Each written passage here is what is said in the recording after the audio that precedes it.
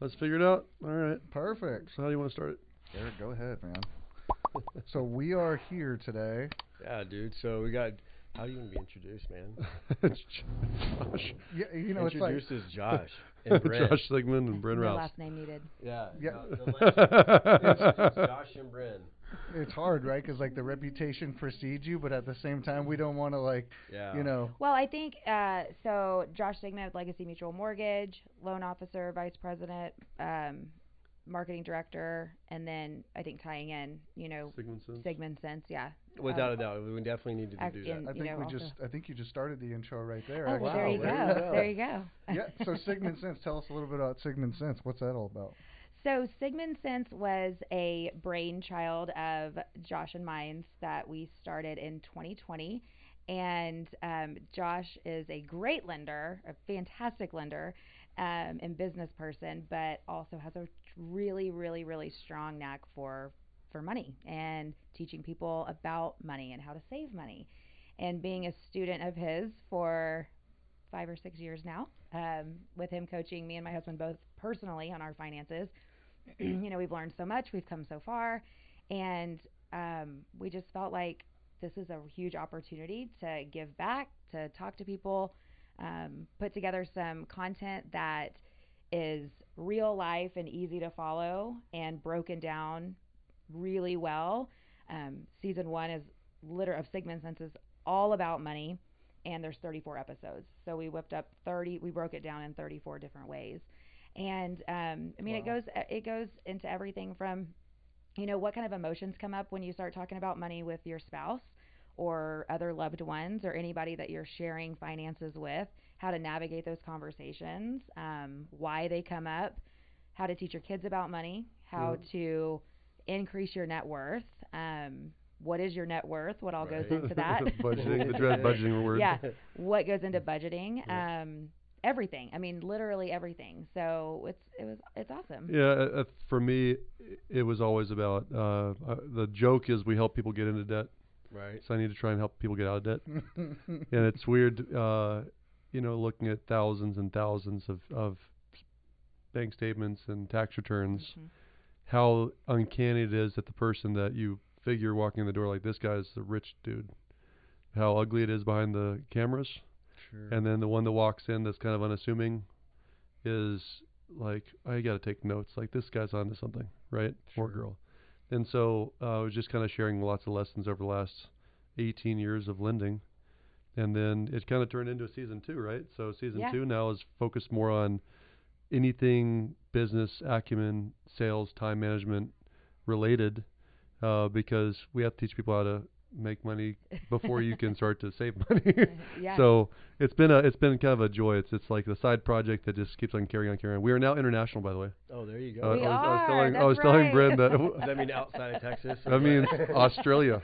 There you go. Yeah, YouTube has taken you to those heights, or how does? I'm not even sure. I literally got a direct IM from Australia that says, "Hey, please keep on laying down content. I love watching you and listening to you." I was like, Brynn, what do I do with this? I'm nervous. Yeah. I'm like, first of all, how long have you been sitting on that? Send it to me. It's crazy how fast it goes. Yeah. It's pretty neat. It's pretty neat. We have a couple clients that find us, and it's interesting now. Every once in a while, I have a client that gets pre-qualified, and they start talking to me, and they're like, "Hey, before we do anything else, can you just coach me on my budget?" I'm like, "Yeah, no problem. I love that you're asking the question. Let's talk about your money." Actually, right before we got here, I got so at the end of our closings, we survey our clients, and one of the questions is, how did you find us? How were you referred to the Sigman team? And it literally said, I listened to Sigman Sense. Yeah. And pretty cool. Yeah, so what a relief. It's so, I know. Like, and I'm like, that's a cute Austin couple. That's a cute Austin couple. Like, thank goodness we can do another season. Right. But yeah, we're happy to be here though, because you guys are doing tons in your own right. You know. And man, we've definitely, we survived COVID with flying colors. Obviously and doubled the size of your office and doubled your personnel and tripled. We did. We have been super grateful. I mean, and it's we just relationships and taking care of people. Really, we invested in a little bit of technology, and once all that happened, we had to figure out, how are we going to get in front of these people? The world is shutting down, and so obviously technology helped tremendously. And just I like this, just one of those things where, we just take care of people. Well, yeah, we do. I mean, we got their insurance. I mean, that's what we're here for. Yes. Did you invest in Zoom? Not so much, because still, like... PayPal, Zoom, anything that, Peloton, anything that allowed you to... Seriously, right? Oh, Yes. okay. Like real not Like literally. Not pay like for this, yeah. These are free tips. I'm not a financial planner. I get it. And you guys have been giving out free tips for a while. It's like I know that you were doing seminars in the building next to Legacy, and it was like you were teaching people about the 5 different places in their life that they can improve and simplify things. And so you have been kind of beating on this drum for a while, and it's only recently that podcasting has kicked off and video and all that stuff. So before all that started, y'all were already into this space, kind of like helping people. We're in the self-help space. Yeah, I think it's who gets in self-help space? The people that are most screwed up. So they're working on themselves a lot. They're like, shit, this worked for me. Maybe this worked for somebody else. And it does, right? Yeah. It seems to. So that's what I picked up.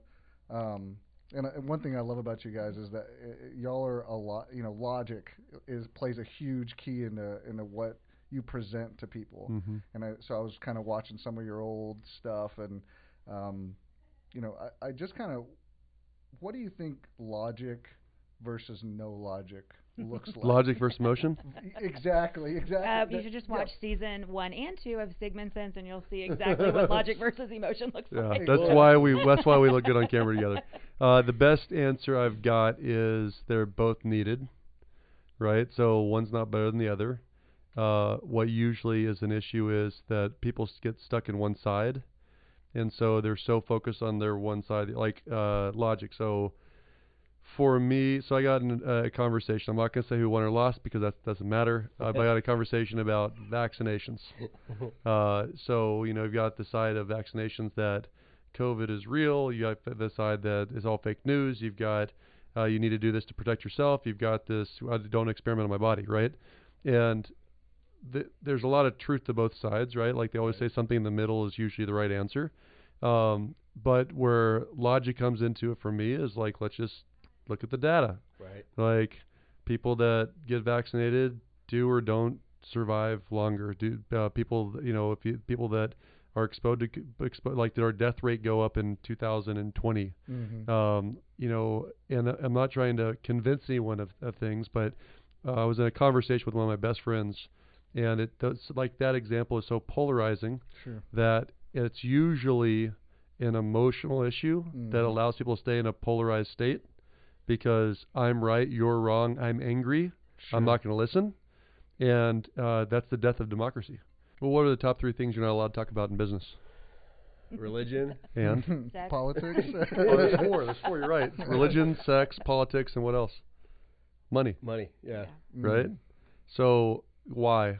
Because they all have emotional charge. Yeah. They all have an emotional charge. They'll drive a wedge. Yep. Yeah. Sure. So, which is one of my favorite things about the first season was, I come from the total viewpoint of we don't talk about money, and it's not something that's talked about, and so getting through that and working through like the emotions that do come up when you talk about it and like how to navigate those, and it's just really.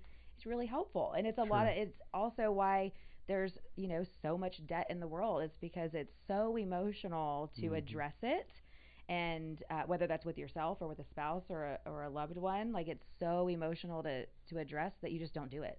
Yep. And so it just perpetuates the problem because it's like, oh, I don't want to talk about that. It's very uncomfortable. And the flip side, as a My logic wife does person, not suffer with that, by the way. and the flip side, as a logical person, it like. A logical person can tend to like dismiss an emotion, like you're just being emotional. Sure, absolutely. Right? It doesn't make it less real. Right. So that's a real thing to process through. Yeah. And people need to process through it differently, and so to take the time and being a better listener, and trying to what do they say? Was that feeling their emotions? I forget what that word empathy? is. I don't have that. Yeah, there you go. Yeah, that's a lot of logical people don't. They have to work on it, but it's exactly right. There's a difference between caring and feeling. Sure. Like I care that you're hurt, but not a lot of people don't feel your pain, right? That's the difference of empathy versus just caring. I've heard your And stories, sympathy. this scenario, Yeah. like the 911. Like, is this a 911 911 or a 411? 411 or 411? What are we doing Yeah. here? What are we doing here? You just telling me this just to be informative, or Yeah. do I need to go fix Are we something? going to fix something? Well, that's Boy, why I still fail at that a lot, though. I That's don't why want to fix. I I want to believe fix. in you guys so much, is because I feel like y'all aren't bullshitting. You're not making this up. You have been in this place, you know, and you had to mentally learn and grow to get yourself maybe out of debt or paying attention at home. We've talked about this in one of your meetings, you know. You've been on the other side of the coin, and you said, I want to simplify my life. I want to do the things that make me happy, you know, because I heard you guys say, you know, I have all the goals that I want. This was an example about somebody else. You know, you have all the goals that you want, but you still hate your life. Like, well, how did I do that? Yeah. I How did I miss the mark there? Right, Yeah. exactly. It's funny. I was talking about goals with a friend of mine actually last week, and what I've always found is there's never been a goal ever that I've hit that was as sweet as I thought it would be, like ever. And that's the problem with driven people. As you drive to get somewhere, and then you're like, get there and look around. It's like the promised land. They go like 1948 Israel. So the chosen people were given back their land, right? Sure. It was a desert. It was not as green and lush and vibrant as they were hoping for. They had to irrigate the thing, right? They were still attacked by every neighbor. Every neighbor hated them, and that's the promised land, like literally. Yeah. And it's just interesting to me that goes back to why you got to appreciate and enjoy the ride and work on what you're doing. And I think the topic, the simplifying everything, is so interesting, because I think that we all have these delusions of grandeur of I want more and do more and have more and run more and have more responsibilities and Sure. and there's a small percentage of people in the world that really get off on that, and that's not me. Right. Like, I've learned that over the years, that's not me. Yeah, and I think too, a lot of us get caught up in just picking goals for the sake of picking goals, rather than really identifying what it is that we want and what the goal should be to accomplish those things. So it's really easy to say, okay, it's the new year and my goal is going to be to increase my, income by X amount. It's going to be to run a marathon, because that's a really popular thing that people choose. And so we fall into these traps of, we just pick goals for the sake of picking them. And a lot of them are very cliche. And that also leads into complication, because now you're wrestling with this, I'm super driven and I said I was going to do it. Yeah. Right. And I'm going to work at it, and I'm going to make it, and I'm going to get it done, but I'm going to have this conflict the entire time, because I don't really know that this is really what the goal should have been. That just leads to failure. Yeah. You know what I mean? Yeah, In the grand scheme of things. Or it just leads- be miserable. Or, Yeah. like Josh said, when you get to the end and it's just not quite as sweet, that's a huge bummer too, So I think, one thing we've talked about for the last 2 years is really digging deep on how to actually select really meaningful goals. They take you a lot further, but they also take a lot more time to identify, because it's not a, hey, let's sit down for 30 minutes and write down these, the things that come to mind quickest. You really got to kind of dig around a little bit and what do I actually want, and then work for those things. Yep. So one thing she had brought up on our podcast was so many goals that are set are because when the boss asks, they think that's what the boss wants to hear. Or like the marathon example, most people don't want to do a marathon, but when their friend asks them, will you run a marathon with me? They say, yeah, that sounds great. Sure. And then all of a sudden they're trapped in this, holy shit, I can't let my friend down, but I really hate my life right now. Yeah, I really want to do this. It's actually funny. Jordan, one of my best friends, signed up for a triathlon. He's done several in the past, but he's learned that he doesn't like the Olympic distance. The Olympic distance is not fun. And 2 weeks before the race, he and I got together, and he told me that he'd gone up to his friend and said, hey, I just want to let you know, like, if you don't want to do this, please, like, let's just not do it, because I said I would do it for you, but I don't really love this.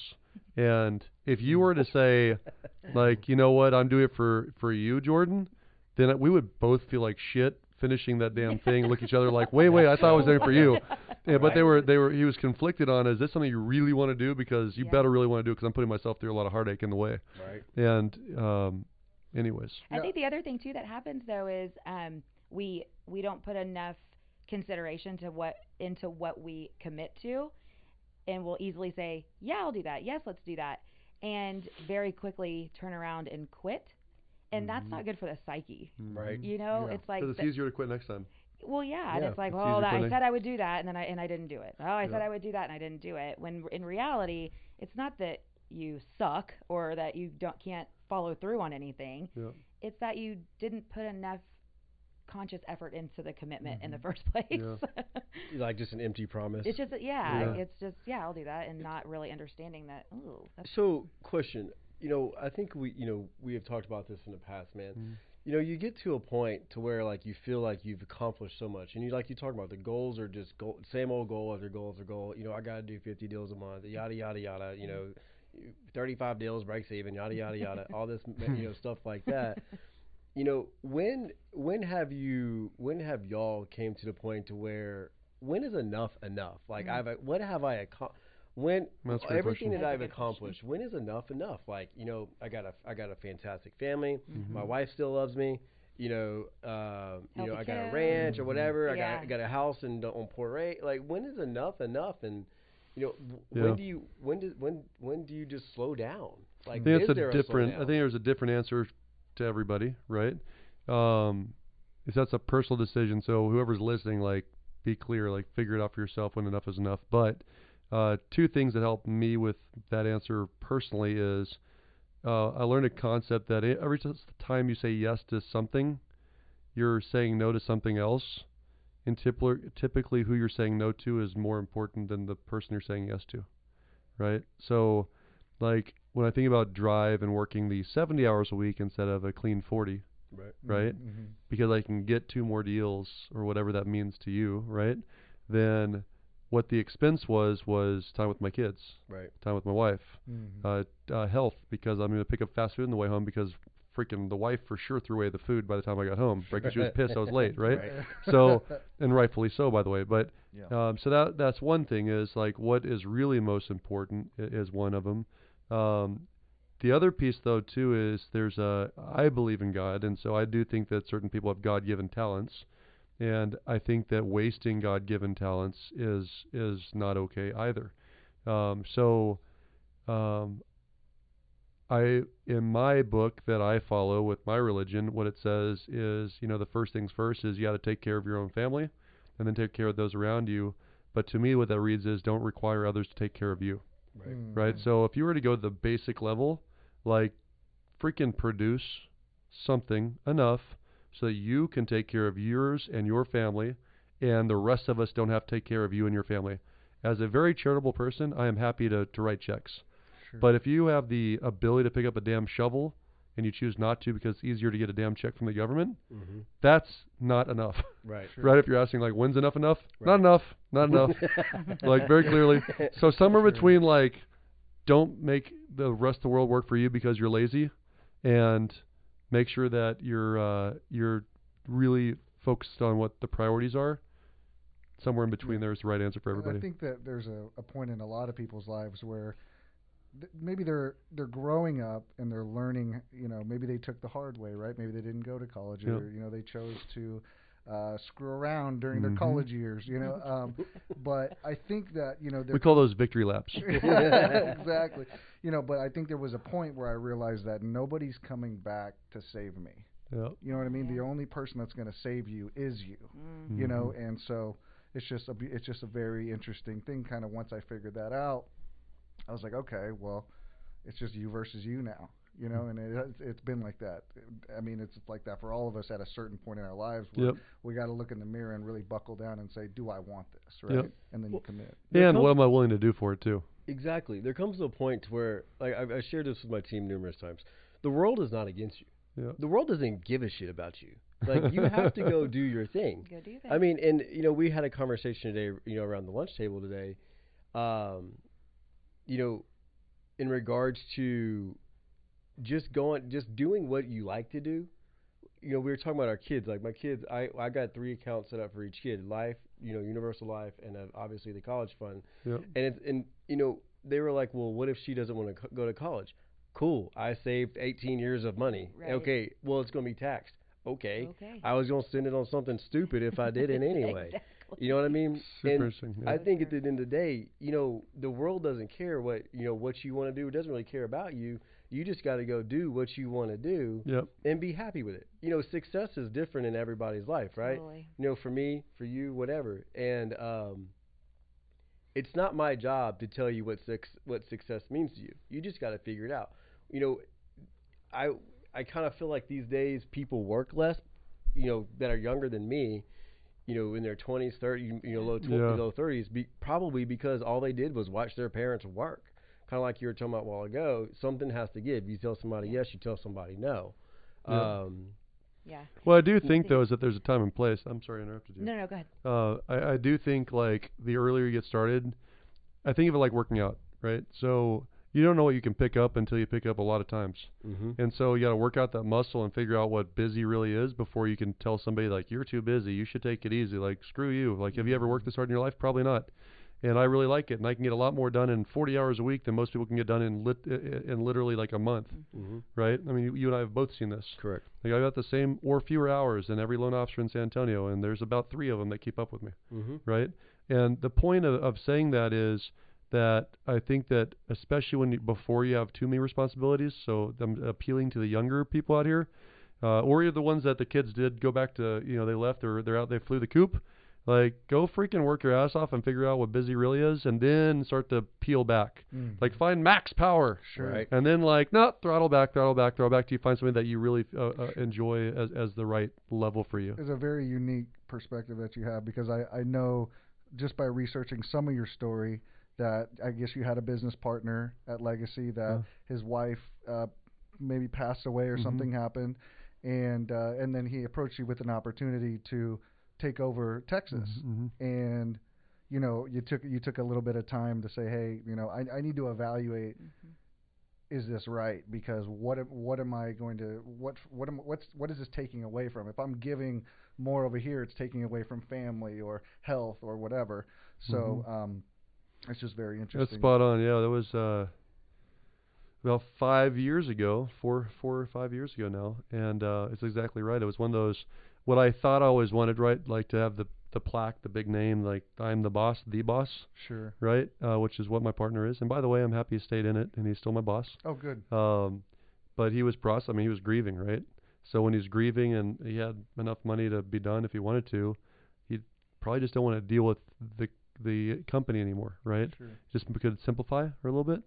But I had to, at that moment, evaluate, like, is that really what I wanted to? Going back to what Brynn brought up earlier. Is it really what I want? And the truth of the matter is that for sure at that moment in my life, I did not want more responsibilities. I had, at that time, a 9-year-old, a 6-year-old, and a 4-year-old. Yeah, things were about to get a whole I lot more was just complicated. starting to coach. Yeah. I was just starting to, I was just starting to get to a 40-hour work week probably about that time frame. Yeah. And I was like, shit, 40 hours is pretty awesome. Pretty like, awesome. 80 is doable. Right. Yeah. And I'm sure you had to simplify it. You were going to have to simplify even more Yep. to take on all this responsibility, but still Yep. get so many things done. Yep. So it's just amazing. So what I always lean on, and obviously this came from Josh too, is the wheel of life, right? Like this to me, when when he introduced it to me, was such a beautiful representation of the key areas to focus on, which are family, love life,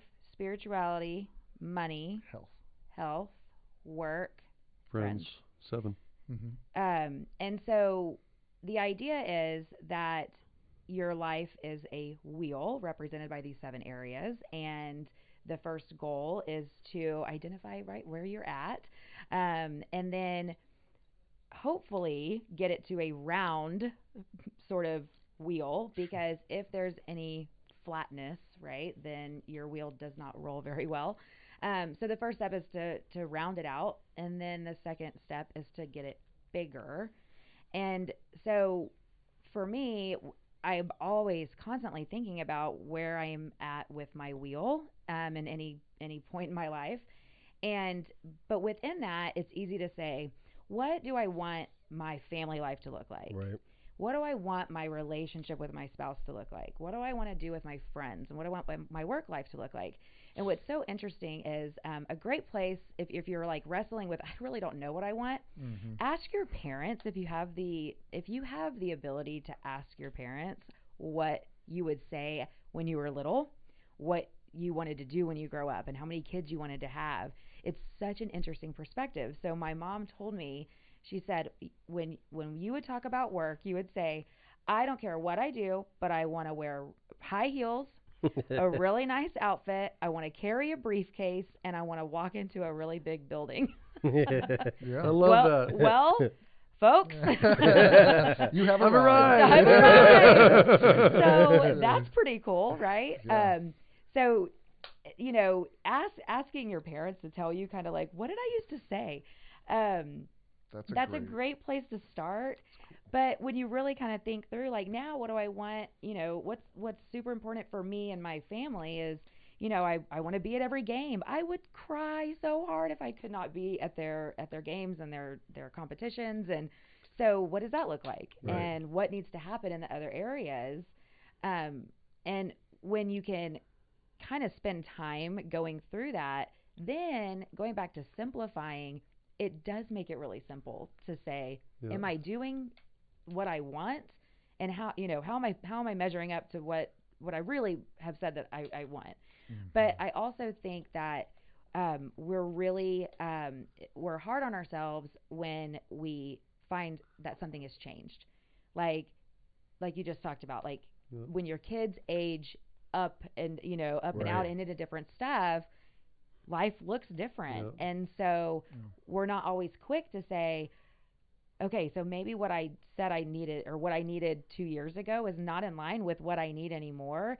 And we wrestle with that, and it doesn't make us feel good. We feel like we're failing or whatever, and we're not. We just have to stop and readjust the wheel and figure out what needs to happen in each one. So keeping it super simple. Real quick, so you and Randy, beautiful family. You got a girl and 2 boys, right? Your boys are how old? Weston is 11 and Walker's 7. And KK's in high 17. school. Yeah. 17. 17. That was an evil laugh. 17. So you and Randy, how have y'all, you got baseball, you got competitions, you got all this other, how have y'all been able to simplify y'all's life on, from a family perspective? Like, what are you doing? What are you doing as the team mom? As the team mom. the Rouse team mom. So. And your Sundays, you gotta talk about your Sundays. And my Sundays, yeah. So I'm kind of a freak. So okay, I will start by saying, the thing that simplified my world the most, and I think Randy would agree, was for us to get really right with each other. And I think anybody who's married can hear what I'm saying. Like, it's not always easy, and things change within a relationship, and our roles change, and we live this life, and it's sometimes hard to keep up, and sometimes you find yourself like, how the hell did we end up on 2 different planets? Like, because at one point we really liked each other, and we decided to like lock arms for life. Sure. And when you're sounds like a really bad idea. My life is so much simpler when Randy and I are right. So I think it starts there, like really figuring out what that looks like. And it's not easy all the time. And you really gotta give, and you gotta take, and you gotta be able to like really work through that. That simplifies. From there, Just a quick question about that, just to break it down even further. So what does that look like? Does that look like a, honey, meet me at the dinner table after the kids go to sleep, let's start getting this on paper, and this is for personal, by the way. Yeah. This is where we're, maybe lacking, and then, because, each one of us has our own complaints about the other, right? Sure, so yeah. How do you get on the same page? I know that sometimes a conversation in passing just doesn't do the trick. Yeah. So what I have found is, like, most times we articulate what the other one's doing that drives us crazy in the heat of the moment. So when we're fighting or arguing about something, that's when we choose to communicate the things that we want to see done differently, and you can't hear anything during that space. So really like taking the time to bite your tongue and then revisiting that conversation and saying like, hey, you know, when I was mad about this, like the socks on the ground, it's not really about the socks on the ground. It's really about, I think it makes me feel disrespected, you know, and then hearing what he has to say about that. But to get there, you really have to like, I mean, it's work. Mm-hmm. It's really important work though. Like what I have found, because we have just had so many swings in our relationship, like this is the best we've ever been, but it's also the hardest we've ever worked. And so, you know, so I think it starts with really coming to terms with the fact that, and I just, you know, I told him, there's no plan B for me. So like however you want to live the rest of this life, like I'm not going anywhere. So I would hopefully we don't want to be miserable forever. Like let's fix our shit, you know? Yep. Well said. Like, you know, like this could be really fun or really awful. Sure. So I think, you know, coming to those terms is really important. So I think that's the first step. Yeah, making sure one person doesn't have a foot out the door. 100. Yeah, great point. But, you know, some things that, you know, Randy and I have done in the past is kind of loosely talk through what we want in our lives, but never really carve out a space to talk through it. And this last year, or going into 2020, was the first time we ever, like, literally did a staycation. And one day was to sit down and do the Wheel of Life. And together. We'd always done it. I would do mine, and then he would do his, and we would look at them. We'd read them together. It was always interesting what we would see, but we've never done it together.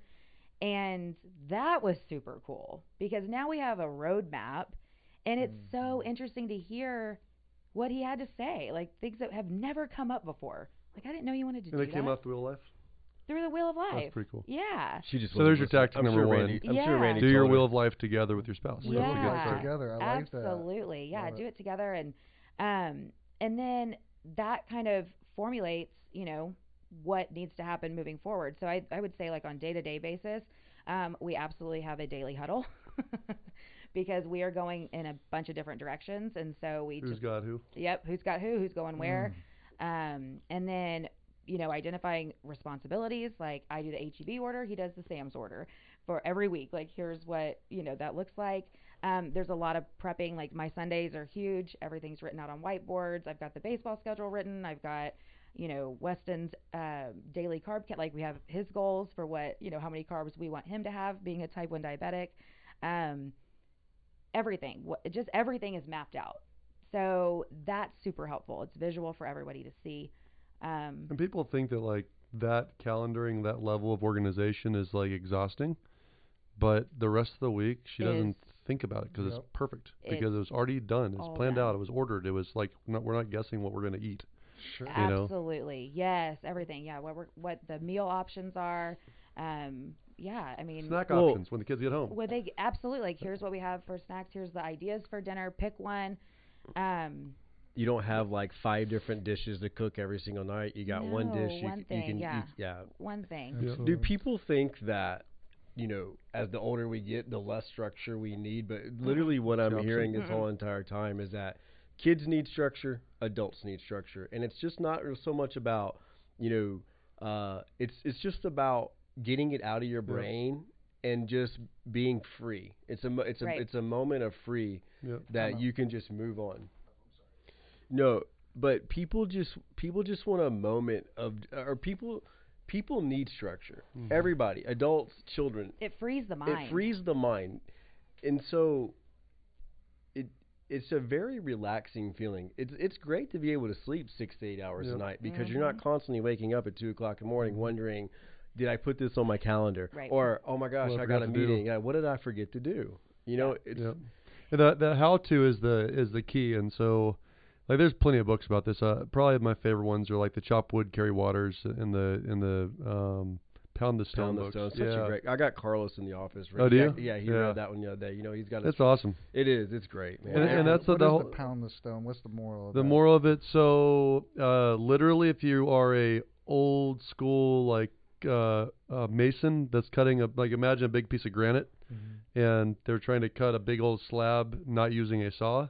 what these old school masons will do is they'll go find like a little imperfection in the stone, and they'll put their little chisel in there and they'll start pounding away on it.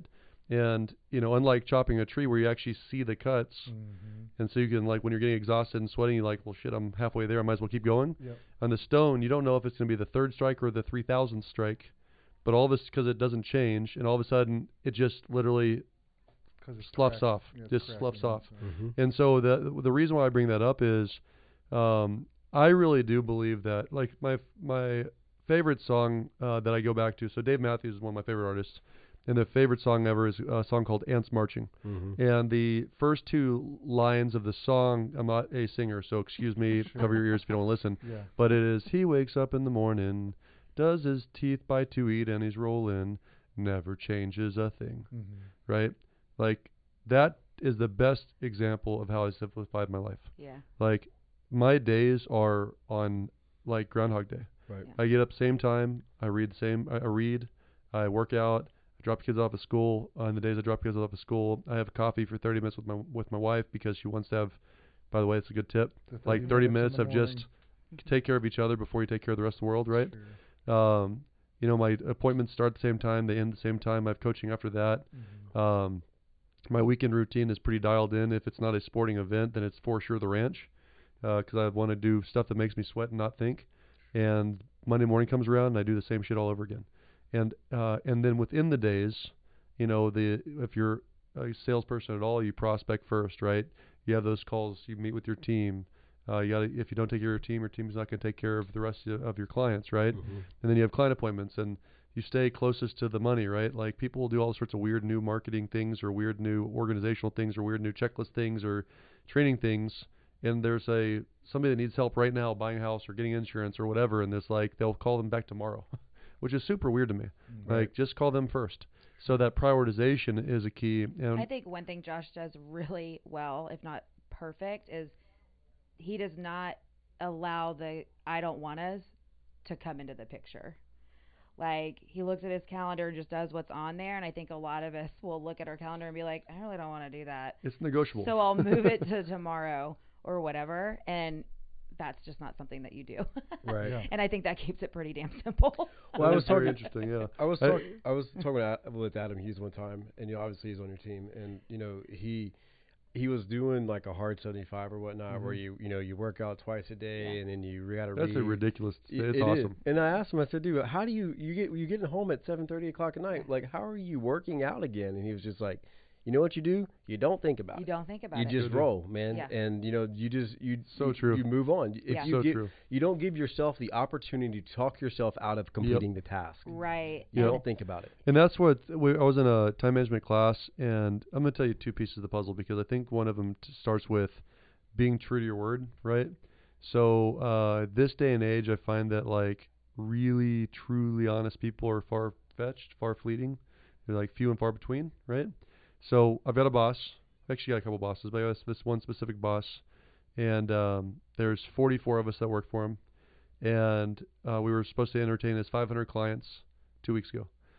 And one of his rules is don't have more than 2 drinks at night. And, you know, this is the first time I've seen these people since COVID started. And it was kind of like spring break 1999 all over again. Like, it was for sure not 2 drinks. And no one lost their mind, but it was interesting. The boss in the morning meeting said, hey, I heard that you guys had a good time last night. Did anyone have more than 2 drinks? And my friend Nikki, actually, was the one person in the room. And she was sitting front and center in front of a very scary boss. And she said, I did, right? And the reason why I like that is the concept of being impeccable with your word is something that we lie to ourselves about what we're willing to do to hit a goal. We lie to ourselves about what we're willing to do to hit a weight. We lie to ourselves about, like, we really want to learn Spanish, you know, at age 30 or whatever. We lie to ourselves, and we prove that by quitting time and time again, not following the calendar. And what was really interesting, and they were a day apart, is I was teaching this time management course with 400 people in the room probably, and I said, raise your hand if you literally follow your calendar to the tune of 95% or better. I am not 100%. I'm 95% or better. And guess who was the one person in the room in 400 people that raised their hand? Nikki. Like, what I learned from that example is, like, if you are willing to lie to yourself, you're not going to follow your calendar, and you're not going to, and that it gets even worse the further away from yourself. Like, but you have to be honest with yourself, right? I think it's worth investigating. Like, where my mind goes is the why. Like, why didn't you do that? Why didn't you do the thing on your calendar? What's the reason? Because I think identifying the reason is really important. Oh yeah. You know, and so it shouldn't have been your calendar in the first place, or it wasn't a goal that you really wanted to change in the first place, or like this is not a high priority thing. Did I put it on there for somebody else? You know, because of whatever reason. But I think paying attention to the whys is huge, because that kind of starts to like snip out some of the things that don't need to be on there, right? Like. And that's really where it comes back to something that you and I were talking about. Like when you guys originally invited us, you said I would simplify, right? So you're simplifying your family, which you covered a little bit. You know, simplify at work, simplify with your money. Which, by the way, let's talk about that with family. Sure. Money is a real issue with families. Most of the time, one person's paying the bills. Most of the time, one person is controlling the money, which means somebody else is feeling controlled. Like, if you don't budget one time a month, sit down together, look at the numbers, talk about the numbers. For the love of God, if one of you guys dies, the other person needs to know where the freaking keys to the safe are, right? Yeah.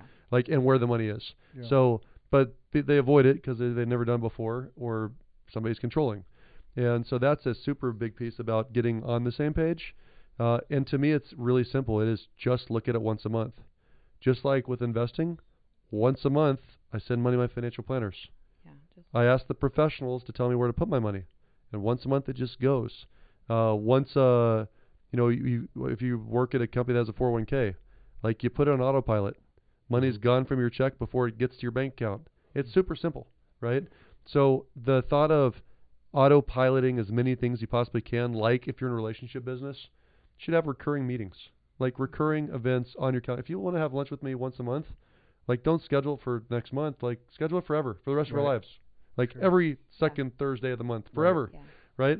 And the more things you can do on autopilot within your calendar, then you really are making a choice for yourself, and that they're making a choice as well of, forever's a long time, but if you're really that important to my business as well, why wouldn't I agree to that forever, right? If I really believe money is really important, why wouldn't I go ahead and have a budget done every month, same day, forever? If I really think that being in shape is important, why wouldn't I work out the same days every week forever?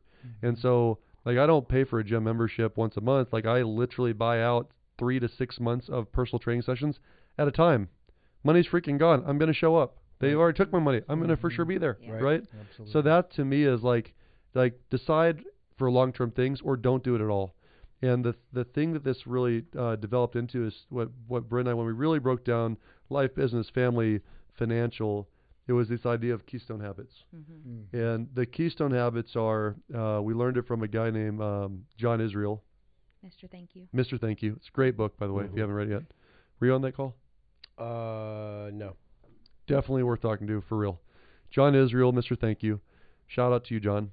Anyways, what he talks about is these keystone habits, which are habits that happen on autopilot, week in and week out, no matter what, that in and of themselves seem to be pretty insignificant. Right. But if done consistently over time, have these like far-reaching ripples. Like, imagine a clear lake, and you throw a big rock in it, and those ripples just go on forever, right? So the analogy he used was working out, right? Like, working out is not necessarily like for healthy people. Okay, in and of itself, by itself, there's lots of fat people that work out and like just do curls, right? And they don't lose weight, and they wonder why, right? Right. But it's an seemingly insignificant thing. But if you actually go to the gym 3 times a week, 4 times a week, week in and week out, then, you know, the days at least that you worked out, maybe at lunchtime, if you worked out in the morning, you don't want to blow what you did. You burn 400 calories in the morning. I'm going to eat a better choice for lunch, right? Correct. You're thirsty is what he talks about. Like, so instead of drinking Coca-Cola, you start drinking waters. Correct. You have to work out in the morning, so you're going to not drink the last drink at 11 o'clock at night. You'll have the last drink at around 9 o'clock, so you can get to sleep because you have to work up. Right. So that one choice, that keystone habit, has these far-reaching benefits, which as a group, guess what happens? Now you start to lose a little weight, right? Exactly. And so when you think about... And you're not focused on drinking this much water, going to bed at this time, counting calories, trying to have these 30 things I got to keep track of. Right. This is the one thing. Just and so if you can develop the keystone habit for each of the wheel of life areas that you're trying to improve in, right? Like, spirituality. You want to, like, you're an atheist, you are curious, you want to learn more, like, I don't know, go to church once a week, or have a conversation with a religious person, once a month, a Jewish guy, or read a book, read the Torah, read the Bible, read something every day.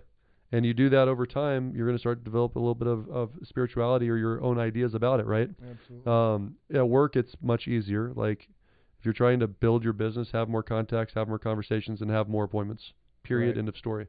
Like, you can be an idiot selling stupid stuff, and you have more contacts, more conversations, and more meetings than the next person. You're going to sell more of that stupid stuff than somebody else, right? Sure. So how you do that is an hour recurring daily in your calendar. That's the same keystone habit. Like, making 10 calls a day by itself is not a lot, but me making 10 calls a day every day for probably how many years? Yeah, a lot. I mean, I'm trying to remember what 20. It's over 10, Right. over 20 years. Shit, I'm 42. So I was got an insurance when I was 22, so for 22 years, at least 10 calls a day. Yeah. Like, with a variance of probably 5% of the days of my life that I'm at work that I don't actually make the calls, 10 calls a day for 20 years makes for a good income over a lifetime. I thought you were an overnight sensation. Oh yeah. That's really the case. Well, and it's the truth. It's the goal. Overnight sensation. That's you. yeah.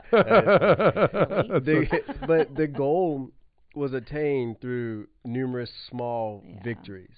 Yep. And you got to look at it that way. You know what I mean? It's pounding the stone. Yeah, just keep on pounding the stone. I was super encouraged, whenever I read the book, and Pound the Stone, Josh Metcalf. Great. I mean, dude, all this stuff is so easy to read. It's good. You think you can get him, like, on a phone for us? Meet this guy. I do. And, it's so easy to read. All his books are Chocolate Carry Water. I mean, we're friends on Instagram. So y'all are pretty much best friends. I mean, that's what that means, right? What's his name? Josh Metcalf. Yes. Shout out Josh Metcalf. Dude, so, it's the story is great. Just keep on going, man. I know the guy slammed the door in your face, but just keep on going. Yeah. And process is the win. Yeah, it really is. And at the end of the day, a combination of numerous victories is going to get you, to the goal. In this guy's, case, get you to the big game. You know what I mean? And it's super encouraging knowing that as as people, like as a business owner, like we do have our hiccups here and there, and absolutely. We're not perfect. But if we can just put a lot of small victories together, we're going to hit our goal. People are going to tell us no. We don't win 100% of the deals. Nobody does. Yeah. But a bunch of them put together will get you to your goal. Yeah. So and that's something you guys talked about in one of your speeches was that a lot of people have everybody has dreams, everybody has goals, but the tough part is doing the mapping out the small things that get you to your big goal. Yep. Yeah. Right. And so I'm reading Atomic Habits right now, and in that book, he talks. I can't think about who the author is. It's on my desk. Cleary, anyway. This is so funny. I got to tell you, I got to interrupt you real quick. I ran into Brynn at the damn convenience store the other day, and our conversation was, she's like, "Have you read Atomic Habits yet?" I was like, it's like a random Friday night. I'm walking out, she's walking in. She's like, "Have you read Atomic Habits yet?" I'm like, "No." So me being me, I jump on Amazon real quick, order it. It's probably sitting in my dining room right now, waiting to be read. But I thought really it was hilarious. Good. I really like it.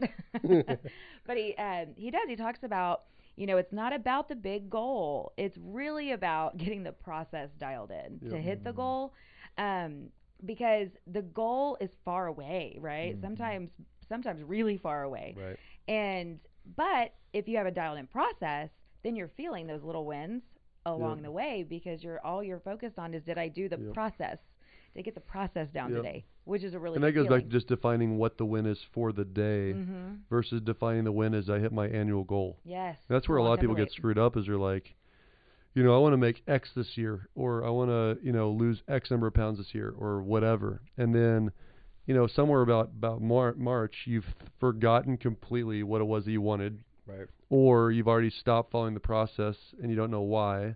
Sure. Or you've lost heart because you've only lost 3 pounds. Sure. and you're supposed to lose 20 for the year, and it's like 3 doesn't seem like a lot, but that's like a quarter of the way to 10 pounds if that's your yearly goal, right? And not to mention what you're doing that got the 3 pounds off, which probably includes a lot of water, probably moving your body, setting all a good example, things. all good things, setting a good example for your kids, like defining what the win really is. Yeah. I think stopping and being grateful too on Oh, where dude. you are right now, man, that just kind of slows time down, and you're just kind of like, am I really sitting here in my podcast room 10 years later with some of my favorite people that if you'd have told me I was sitting in a podcast with you guys 10 years ago, I'd have called you a liar, but it's just funny. It's amazing, Gratitude, so huge. I'll tell you, I've got a really good question, because you guys know the law of 10,000 hours is mastery, right? Mm-hmm. You guys know how long it takes to get 10,000 hours?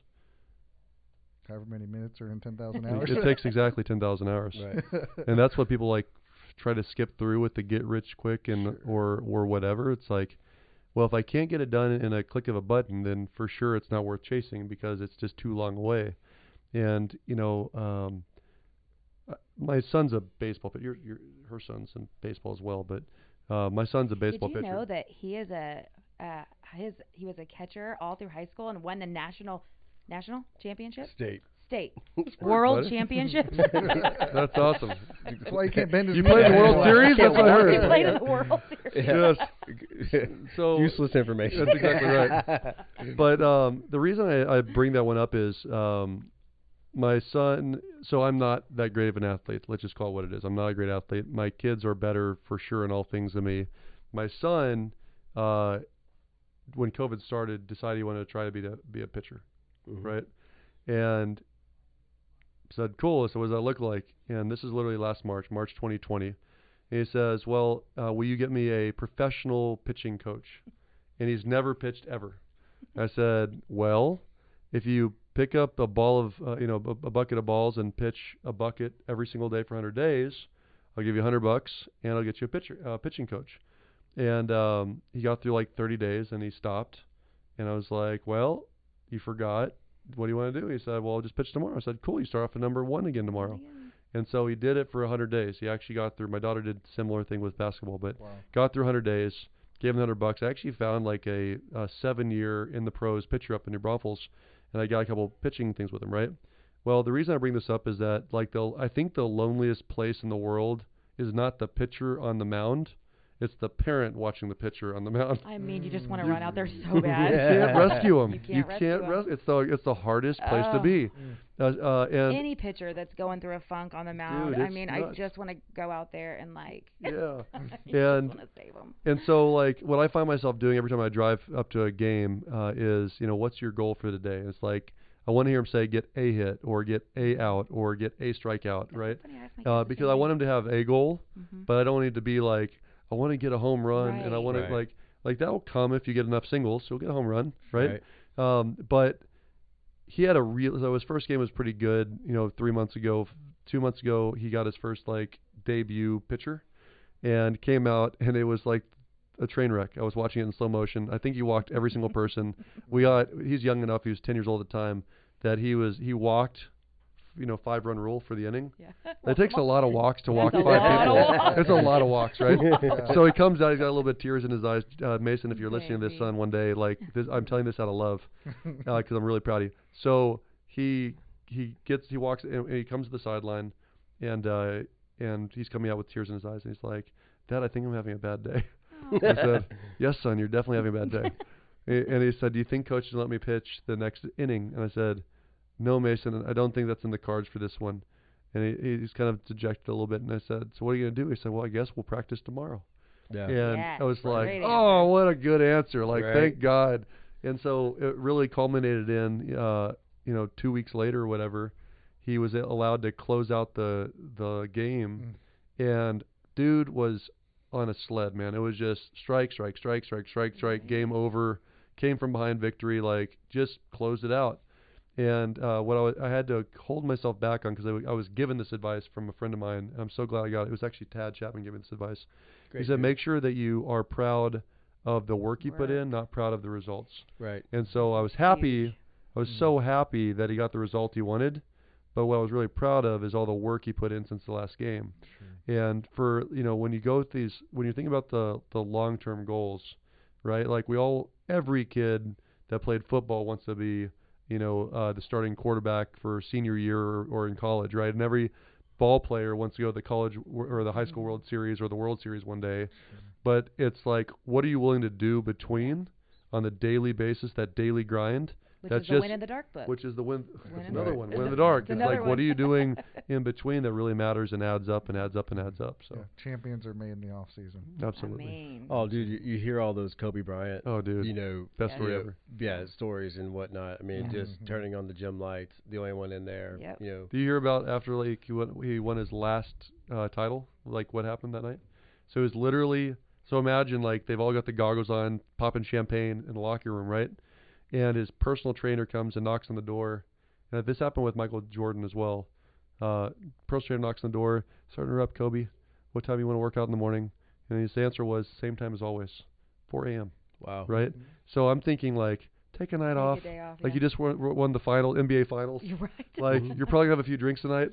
And his answer was same time as always because he's already playing for the next ring. Right. Which is super, a different level. Yeah. And I think, kind of getting back on the mentality thing of it, I've been working out quite a bit lately, and I hate working out. It's not something. It's not fun. It isn't fun. You've been doing Camp Gladiator for an hour. I literally look at my clock for all 59 minutes. Time. Yeah, I'm just at the end of it though. Yeah. Pure misery. Yep. In my opinion, for at the end of it, it's not that bad. If you just muddle through it, whether it's your calendar, whether it's your finances, whether it's just mow through the 1 hour conversation with your wife to get your life back on track, and it's not that bad because the reward is much greater. Losing 10 pounds. When you look back, people who struggle with drinking or whatever it is, you just one day at a time, man. You just not. They literally count days. You just count days. It's not about the big goal. 1 hour at a time. Yeah. What do you tell people who have 16 goals? Narrow them down. You're not going to do 16. They're not 16 equal goals. Right. They're just not. So, what I've come to try to do myself, and I'm guilty of having a lot of goals too, right? Although I've got a bigger team than most, so I can delegate a lot of those things that need to be done to get those multiple goals. The reality is what are the top 3 to 5 priorities for the year? That's the word I use now. It's not a goal anymore for me. It's what are the top 3 to 5 priorities for the year? And every year I reevaluate, and I'm going to commit to it the whole time, put a couple things in place to do it. But those are going to be the basic building blocks for my personal calendar. If I say this is my top 1, 2, or 3 priority, and I get to the end of the week, and I look back at my calendar, if there was no movement, zero movement towards what I claim is my number 1 priority of the year, fail.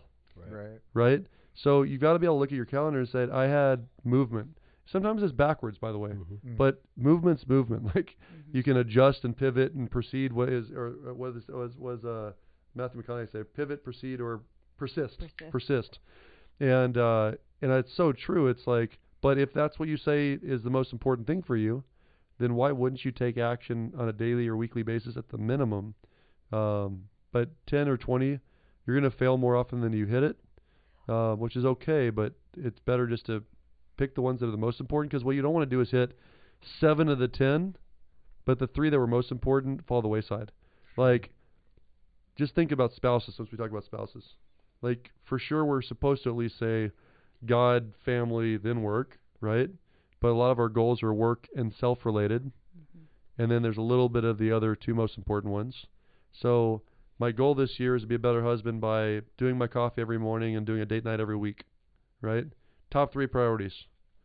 And the one that you don't want to screw up is that one. If at the end of the year you get a divorce and lose half of all the business earnings you had for the year, right? It doesn't make sense. One of the funniest things you've ever said, I thought was great, was when your wife had told you you're not near as cute with half your assets. First of all, that's not a joke. That's what she said. She is a bitter woman. When she wants to argue, she wins those arguments. I thought that was great. I think it was hilarious. One thing though that you talk about with the goals, your actions will tell you what your priorities are. Yeah.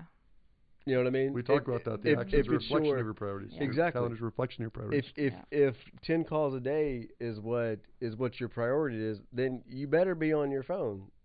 Right. Your actions reflect what your priorities are. Mm-hmm. You know, if you're a get out of the office at 3:00 because Kennedy's has got 225 Crown on Thursdays, that's They what do? your priority. I don't know. Used to. I don't know if that's shoot, what. it's 4:30 right now, girl. Wrap it up. But that's what your priorities are. You know what I mean? Yeah, And that's you true. can't expect to hit those goals, whether it's 1 or 21. Yeah. You can't expect to hit those goals if your priorities don't reflect so what true. you're trying to accomplish. And it's crazy too, because you know who you think you should hang out with and who you change to hang out with over time is interesting. Like there's a couple of we're both in the real estate industry, right? Right. And there's for sure a few local realtors that are seen at every event, so you assume that they're the big dog realtors, and the same group of realtors at the same bar every single freaking day, right? And it's like, that's probably not the direction I want to go, right? Not really what The ones that like it's funny, people always ask me like, how early is it too early to call somebody? I start calling as soon as I drop my kids off at school. Like that's when I start calling. And they say, well, isn't like 7:45 too early? And it's like, no, because the other people that have kids that are dropping off their kids at school that are going to work are going to be freaking available. And if I call at 9 o'clock, they're already at an appointment because that's the busy one that I want to work with. Right. Sure. Right. Absolutely. So it's like we have a million excuses why not to do something. Right. Try to remove excuses and just act and see what happens. Get out of your own way. Yeah. You know, Yeah, get out of your right. head. You know, we got a saying around here, you know, being in insurance is stay out of your insured's wallet. You know what I mean? You have no idea what these people have. And you know, we always talk about the fears, concerns, and expectations regarding insurance. It's like, well, you know, this person had a terrible claims experience with, you know, a company. It's like, well, don't give them somebody that we've had a bad experience with also because it's the cheapest. You know, get out of your own way. You know, stay out of your insurance wallet. I think So you're true. right. And that applies to life too, right? Yeah. It's like you have no idea what life wants to give you. You know what I mean? And if you just, the universe is going to get out of your way if you just take the small actionable steps to get to where you're going. Yep. You know what I mean? So it's just a beautiful thing. One thing too that I think is important to say is, you know, the more I call them safety nets, like your reoccurring appointments, you know, the budget meeting, the date night, the Marketing calendar. These are all safety nets, so that when shit does hit the fan, because inevitably something will happen that might knock you off your game for a little bit, you don't fall quite so hard. Right. Like there's safety nets around you So true. to protect all your hard work. So I think that's another little motivation to. And you also, like, when you're not thinking straight because you got knocked on your butt. Yeah, so Like, good point. you don't want to wake up in the morning and think about what I should be doing today because Right. Monday, when you're frazzled that you had a death in the family or a Right. sick kid or, I mean, the billion things that have happened in the last 12 months, right? And, you know, like, you know, Bryn's done a remarkably good job. She had a couple personal, you know, Man. woof, like, good ones. Zingers. We'll call them zingers. Zingers. We'll call them zingers. Over and over. Like 3 in a row, 3 months in a row, basically, right? Yes. It's like, and but I got to tell you that she showed up with a freaking smile on her face, and she did her job, and she did it well because the counter said, "Do this," and she freaking did it, and she did this, and she executed, and she did this, and she didn't have the excuse that so many people have. Like, there is a difference between having the freaking sniffles and being in a COVID ICU ward. Yes. Right. Like, show up, put your game face on, do what your calendar says. You know, we had that big snow apocalypse here in San Antonio. Snowmageddon. The Snowmageddon. God. It was funny to me. Like, I was actually I was irritated. Shocking. I was You couldn't irritated. tell. So Couldn't I tell. wake up in the morning, and mind you, I lived in the north for a couple of years of my childhood. So I lived in South Dakota. Like, our little freaking 4 to 5 inches of snow should not have shut down a 2 million person city, right? And I remember waking up in the morning and it said go to work, and I played with my kids, and so they had a snow day, so we played for about 30, 45 minutes during the coffee time, made snowmen, and then I got up to go to work, and I jumped in my truck, and I'm driving the road, and 1604 You're is literally the only person on the road. 1604 it was blocked off. They literally had blocked it off. I don't know if I can get. I hope there's a statute of limitations because my truck does not slow down for snow on the highway. So I just went around the little barrier, and I had the fastest commute I've ever had from my house to this office 5 days in a row. Because it said go to the office. I went to the office. I worked from the office. I went home. It just is what it is.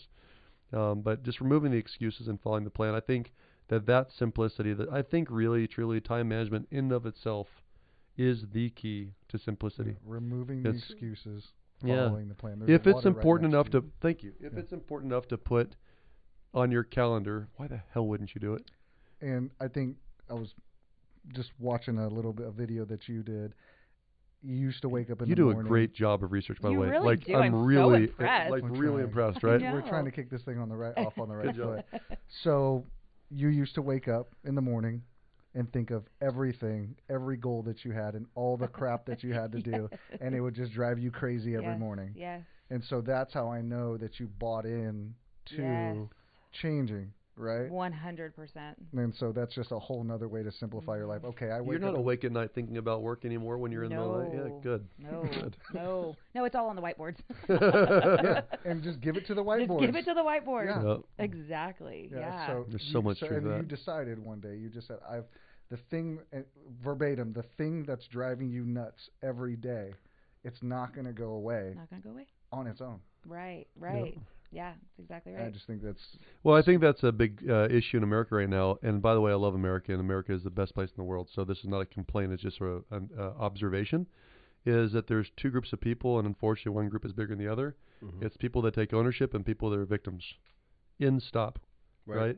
Like, if you can take ownership of where you are in your life, where you're at, that honesty of, yes, I'm an alcoholic, or the honesty of, yes, I'm underperforming, or the honesty of, yes, I'm an asshole to my husband or my wife, right? Mm-hmm. If you can own that, then you can change it, right? But what everyone else does, like not the majority of Americans do, is they're looking for their next handout, not hand up. They're a victim of what happened to them 5 years ago, 50 years ago, or 500 years ago. The victim, and it doesn't diminish what has really happened in history. That is not what I'm saying, but in all classes, in all ethnicities, in all religions, there is somebody that freaking made it at the top, right? Like, look at our last couple of presidents. Look at our last couple of vice presidents. Look at the last couple of leaders of NATO. Look at the last couple leaders of the armed services, right? Like, those people of all ethnicities, all races, all religions chose to win despite what happened in the past, despite. And it's so admirable to me to see people rise to the top in anything that they do. And yes, there are people that will get in your way, and there are people that are jerks, and there are people that will hold you back. There are people that literally, like, when we get shown in the Business Journal as being one of the top performing teams for over a decade now, right? I get thank yous or congratulations from people occasionally. Like, I run across them at a coffee shop or something. And literally, I can see in their eyes that they're wanting me to fail. They're hoping that I don't make it next year, right? And it's like, man, like, it's not a zero-sum game, meaning it doesn't require winners and losers. We can all celebrate all of our successes and help each other succeed in a bigger way. Yeah, I have to say that the victim mentality is something that we've experienced in our personal family, and with my daughter, and she really was struggling with, like, there's nothing to be grateful for. And she actually told me that one time when I asked her, I said, have you ever thought about what you are grateful for that you do have? And she literally laughed in my face. And I was like, wow, this is an issue. So I put her on. Especially as grateful as you are. Like, it doesn't parallel. It doesn't parallel. So I started having her make a gratitude list every week. She had to turn in a gratitude list. And they started really small. Right. And what I am so impressed by, and think it is a huge opportunity for anybody that is struggling or feeling like super down on themselves. The one change I had her make was she was trying to go back. So on Sunday, she was trying to go back and think about all the things that she had to be grateful for that week. So what I encouraged her to do was keep the list going throughout the week, so that as soon as you see something that makes you feel good, that you're grateful for, you can write it on the list. And last Sunday, she turned in a 3-page list. Is that right? 3 where's my heart? pages. I know. And she's been through a lot. She's been through a lot. She has been through a lot, and she arguably, there's definitely some things that for sure that led her to make her feel like this victim mode.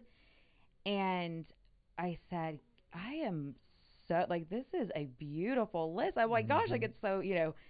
And she goes, oh my gosh, I just could I could have kept writing. I mean, there's so much, and it's all around me. So awesome. So it's awesome, and I've kept them all. I mean, we have a stack. It's Right. been 4 months that she's been doing this. Give it back to her, and she's old enough to find be at the age too where she would just blow this off. blow it off, and she would try. It wasn't.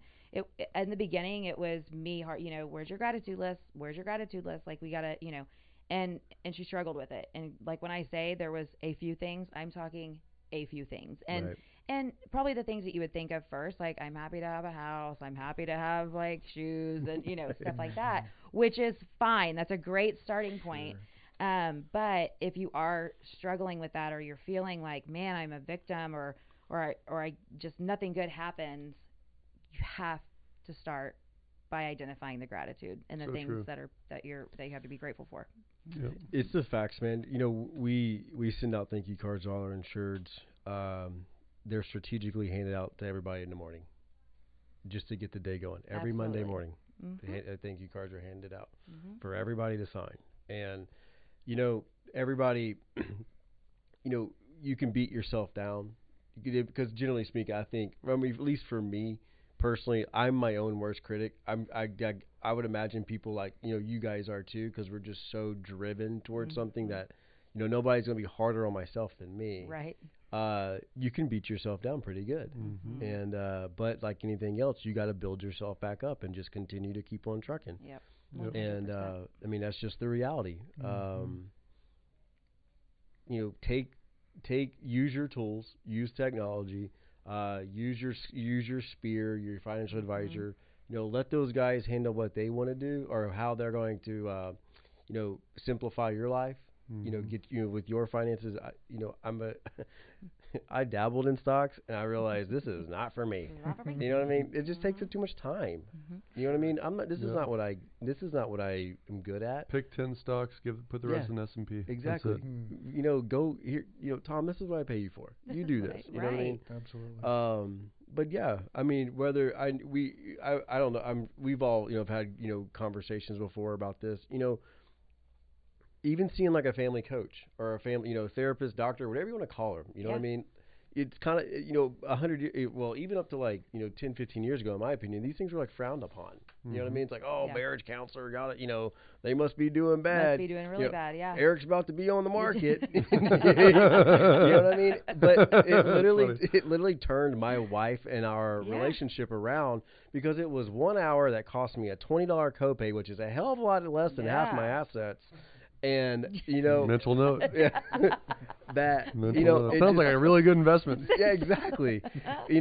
But it gave us 1 hour to literally just talk. The kids are gone.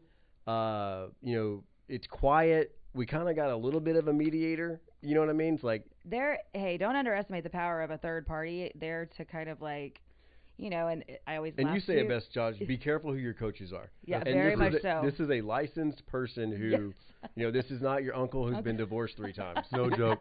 You know what I mean? Yeah, and I see that a lot with like friend groups. You go to the bar with a couple girlfriends or a couple boyfriends, and like, if they were the ones that were already divorced, like, they're gonna egg you on and say, yeah, you deserve more. Screw that guy. Like, get back on the street. You'll be fine. Yeah. Go find the person who's got the best marriage that you can possibly find, that's been married for 30 freaking years, and it's going to give you some real life advice. But I'll tell you that I was down that YouTube. I've told this story probably 3 times now, right? But I was going down the YouTube vortex a couple weeks ago. Yeah. It was one of those late nights. It happens to all of us. Okay, I was down this vortex. Most often to me on TikTok, but yes. Right. So I was down this vortex, and I wake up and it's done like days, like 3 hours later, and I was watching a John Maxwell YouTube video, and it was super interesting to me, because you could tell he was like finishing up a speech, like a seminar, and some younger guy, 25, 30-year-old guy, comes running up to him, is talking to him, and he's like, John, Mr. Maxwell, man, like I want to do what you do when I grow up, right? And John Maxwell's answer was like priceless. He said, son, everyone wants to do what I do, but are you willing to do what I did? Mm-hmm. Like everyone sees me on the stage, I love that. but there's a whole lot between where you are and where I am, Right. and it's totally doable. But are you willing to do what I did? Mm-hmm. And that's kind of the moral is, yes, it's an exercise in gratitude. Yes, it's an exercise in grit. Yes, it's an exercise in understanding what the top priorities for the day and the week are. It's about moving the needle on what matters most. It's making sure before you agree to a goal and agree to a destination and agree towards a plan and agree towards the execution that you really want to freaking do it. Like it's worth it to you. And before you say yes, you'd make sure that you're not saying no to somebody that's more important to you. And then if it hits your freaking calendar, be honest with yourself and just freaking do it. Like just literally follow your calendar to a T. Right. And I really think that if you spend more time on the front side, like Brynn said, like just spend more time. If you're going to spend minutes and hours and a month, trying to decide where you want to go and what you want to do with your husband or wife, with your business or business partner, with your money, like take more time really evaluating like what do I really want to do, what I really enjoy, what I really think the promised man looks like, and is it worth the ride, and then put it in your calendar and execute. It's a lot less time consuming than working for 15 years, 25 years, only to find out that I don't really like this, what I do, or where I'm at. Right. Yeah. So, anyways. Yeah, I think that a lot of it is conquering the brain, and so that's a big part of simplifying things, right? Everything's so emotional. How can we develop a plan that's logical to cut things down and make things less emotional when it gets to that point? I wanted to talk to you guys about. We're talking about grit. We're talking about doing hard stuff for long periods of time. I wanted to talk to you about positivity, and embracing positivity in your difficult tasks, right? Making difficult tasks fun, or somehow tricking your brain into, hey, I like this stuff, Have you guys? I know that just by being around you guys, that you guys are positive people and you approach your problems, with a positive mindset. Can you speak to that at all about, making it fun and making the hard things fun? I got two quick answers. I love this, and I'm going to hand it over to you. My first one is my buddy Hunter said something about it 6 months ago that well, I will never forget the day I die. You change your words from I have to I get to. Like I don't have to pick up my kids from school today. I get to pick up my kids from school today. Sure. I don't have to make dinner for my kids. I get to make dinner for my kids. I don't have to go work out. I get to go work out, right? To. My body allows me to. Yeah, and it's really like that's a starting point, just like daily affirmations, to start convincing your mind to appreciate the moment, right? It's a gratitude piece. But the other thing that I worry less about, it's not about the positivity for me. It's the difference between happiness and joy, right? In that happiness is temporal, and usually it's fleeting. It's a moment. It's my wife made me happy or my wife pissed me off, right? Sure. As opposed to joy comes from within. It's like you get to choose it. You like literally are joyous. Like it's a internal thing that cannot be affected by the outside world, because somebody's going to cut me off on the way out of here. Somebody's going to quit me. Somebody's going to decide to do their loan with a different company. Right. Somebody's going to do something that can really piss me off, Sure. and I'll still be joyous. Yeah. And it allows those moments to be shorter moments, because I'm affected. Everyone's affected by a bad moment, a bad day. But that decreasing the time in the bad moments and elongating the times of joy is something that is a learned skill, and it's very, very, very transferable. Very transferable. I had That's my best answer. A buddy of mine told me, he said, you're going to be doing this so long, when it comes to job, you're going to probably do it after work. You're going to do it in the middle of the night. You're going to do it in the morning. You're going to do it all day. You got to make it fun. Yeah. You do what you got to do. That. Just go make it fun. Yeah, totally. Did you have a thought? Mine just all goes back to gratitude. Anytime things get hard, my first thing, if something shitty happens, the very first thing I do is go make a gratitude list about what can be learned from the opportunity to learn from this horrible situation. Right. That's a great tactic. And that's it. That's just, what is there to gain? There's a reason for it. So, where's the gratitude lie? No matter what it is. Thank God I have the money to pay for the problem, or thank goodness we have the, thank goodness I have a husband to fight with, right? Like I'd be really sad. I'd be really sad if I didn't have somebody to fight with, you know, Right. and I'd be really sad the day that the kids are gone and I don't have baseball bats to trip over and Legos to step on in the middle of the night. Like, Well said. like that'll be sad. Well, you get the you got two choices. You can curl up in a corner and cry for the next 10 hours, Right. or you can curl up in a corner and cry for the next 2 minutes, Yeah. and then get on with your life. And make your gratitude And that's list. just the the Yeah. difference of just being simply, a joyous situation. Like Yeah. this is just a momentary The road hiccup. bump.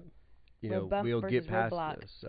Yeah. Yeah. So moving forward, I know you guys are got 1,000 things to do today. In our theme, if I were you, what is some regarding simplifying life? What are a couple of little tidbits people can take with them? How to simplify, whether it's family related, Yep. financially related, life related. Just what can we bring home? I know you You guys first. are all about getting crystal Yeah. clear on your goals. Yep. I know that about you. Yep. What's Josh your is so final much answer? better about clarity than I am. If I were you, I would do a wheel of life. That's Yeah. actually a great answer. It is. Absolutely. I love that you timed this in. Well done, sir. Yeah, if I were so you, good. I like it. to really simplify, if I were you, I think everyone needs a coach and mentor. I think that it's a lot easier to follow advice and be accountable to somebody than to try and figure it out on your own. And I find that like too much freedom for anyone is not good. And so, going back to what you said earlier, where all of us as kids had some rules and regulations and bedtime, and then you get turned off in the world, whether it's in college or in the work world, and there's none of that. And people embrace that freedom, but doesn't mean that it's good for you, right?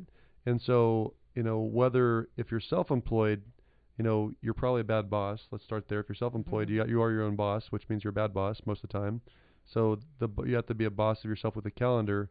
But if you're employed, sometimes it's just like, tell me what to do, boss. Right, wrong, and different. It's the military. Choose the military mindset of just do it anyways, right? Like you told me to do it. I trust that you have my best interest in mind. Just do it anyways. Discipline.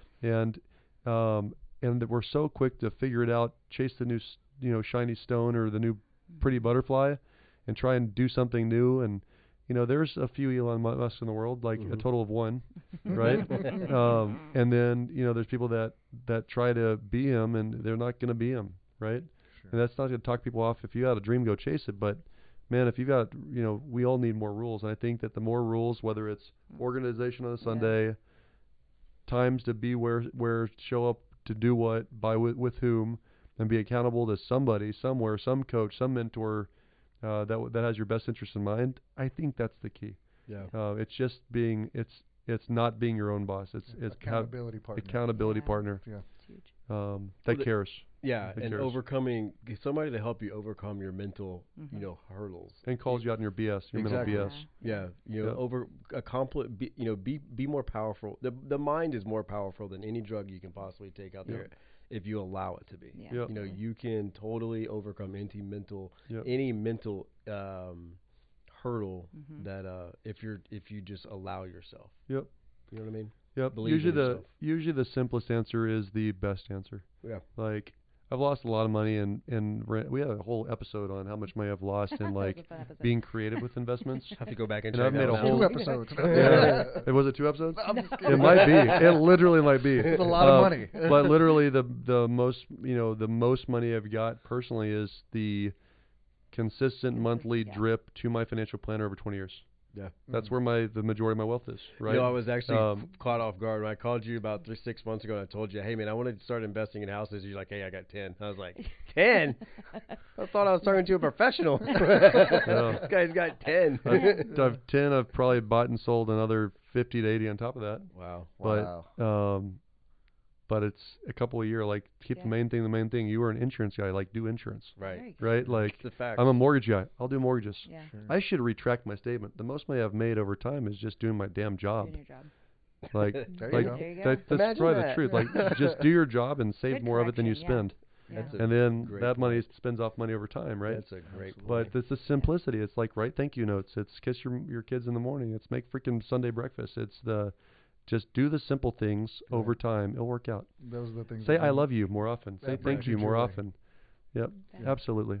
But I've really enjoyed this. This was I don't know how I don't think we could have kicked this off.